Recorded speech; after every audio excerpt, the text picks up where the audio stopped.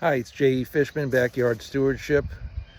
That first shot I took is of the gloom and smoke that we are experiencing as much of the Northeast is um, from the wildfires in Canada. I fear that this is a glimpse into our future. In fact, my new novel coming out soon, one of the features, if you will, of that novel is periods of smoke in the air from western wildfires. And I just was reading that some scientists are already suggesting that the next 100 years will be the Pyrocene, where we're watching everything burn from climate change. Very sad and disturbing for everybody. But today I want to talk about a terrific native plant, one of the first natives that we planted at Puddock Hill near the foundation of the house, called Itea virginica, or Virginia Sweetspire is the common name.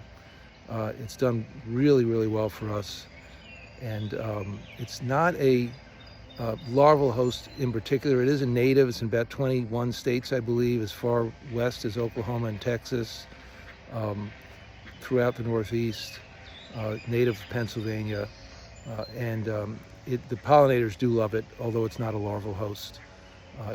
It's in full bloom this time of year, and I pulled one up because things were crowding one another out, and we moved it to what's maybe more quote unquote its natural habitat a little bit, in part sun, in the East Woods, and we're going to take a look and see how that plant is doing in a second.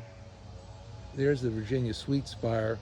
We planted it really sort of as a hedge in this area, and you can see the great flowers on it. Right now, this particular spot, there's not a lot of bees on it, but later in the day, usually over here, we'll get a lot of bees on these flowers, including a lot of honeybees, which of course are not native, and in fact are really, one should not be encouraging. They're bullying out a lot of the solitary native bees that we have in the United States. They're European bees, the honeybees, and I know a lot of people like to encourage them, but we will not have hives at Puddock Hill because they compete and often outcompete with the native bees.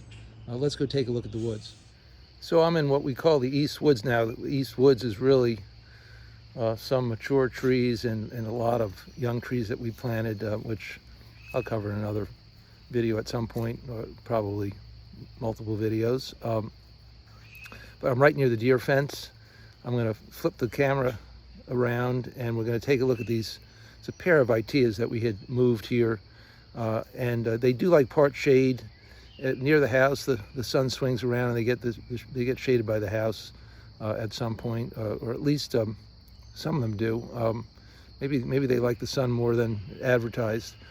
In here, they're really in pretty considerable amount of shade. It's really just an experiment rather than throwing the shrubs away, which I hate to do. I always try to repurpose things that are natives. We'll take a look at how they're doing. And here they are.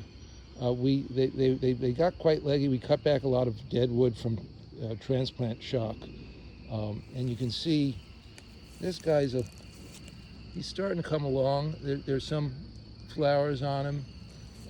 This other one looks like it's getting a little bit more sun. It's a little more lush, and it's got the flowers on it, so it's in bloom. Obviously not looking nearly as vigorous as the ones growing in the garden, where they, in addition to everything else, get irrigation. J.E. Fishman, Backyard Stewardship. If you're in the Northeast, or even off into Illinois or Texas, East Texas, I would suggest you plant Itea virginica. Great plant.